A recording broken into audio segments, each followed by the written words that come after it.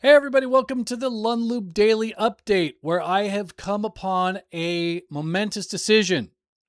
After 7 years of doing the Lund Daily Update, I've decided that I am no longer going to announce the day or the date when I start.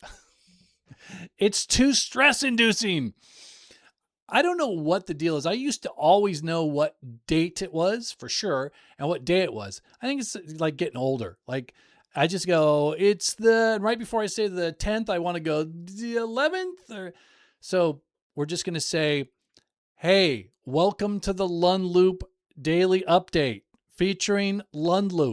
I mean Brian. That's me. All right, let's get to the actually, we're going to do a thought experiment about Meta in a little bit. And I want to get your feedback on this because I think there's a way that we can really make a lot of money on Meta in some certain scenarios. So if we look at today's action,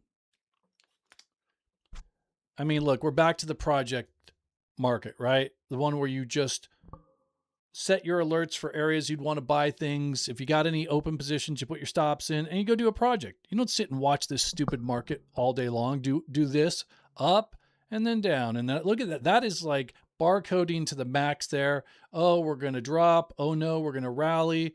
Oh, we're going to drop. It's just stupid. It's stupid. It's why hopefully a lot of you are sitting in cash. Hopefully you followed my lead last Wednesday. Maybe wrote yourself a big check and you are just sitting there right now in the catbird seat. So yesterday I talked about edge. And I talked about how when we look for the end of a pullback, the end of a correction, even the end of a bear market, there's certain criteria that we always want to see. The first criteria, price stops going down. And you know what all the incremental steps are after that. And what I talked about was I talked about aligning edge with those different incremental steps, right? And that we have less edge at certain parts of that process and more edge at other parts. But I got a couple of emails that were like, what do you mean by edge? Can you define what you're talking about when you say edge in the market? Sure.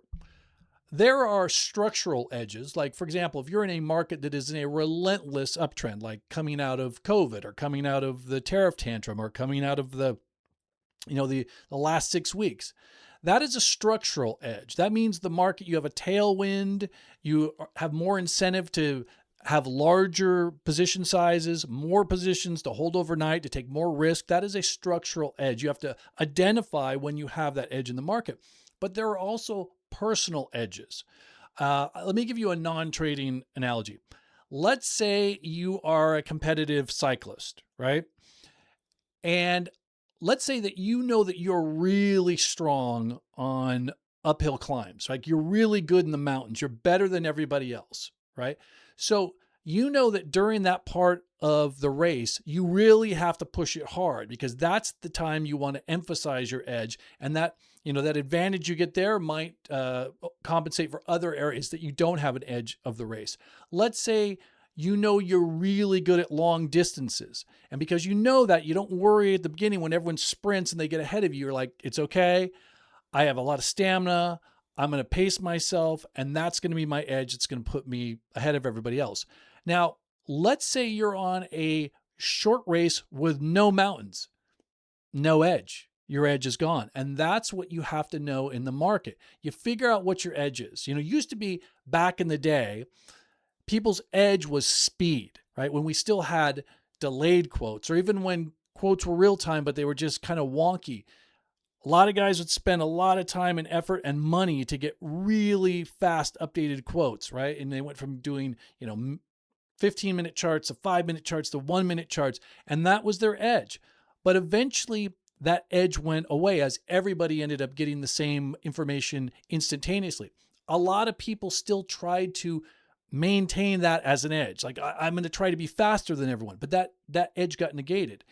You got to find what your edge is. It could be anything from you're good at reading charts. It could be you're patient. It could be you don't need to trade. Like maybe you've got a job and you're not dependent upon your trading income to support your life. There's so many different things. Maybe you've got some indicators that you use that are really good. Maybe you are good at spotting trends early, like whatever it is. That's great, but you also have to understand when edge goes away. And right now in this market, the way it's acting, I believe edge has gone away. We don't have any edge. That doesn't mean that the market can't gap up 1,000 points tomorrow. But if it does, there's nothing sitting here right now that says, I think there's a decent chance of that. Tomorrow we could gap up 1,000, we could gap down 1,000. And I just don't want to be in that game when there's no edge. The other problem that people can have is when they are misaligning their edge. And we'll talk about that tomorrow or on Friday. All right, let's get to the actual indexes here. Let's see.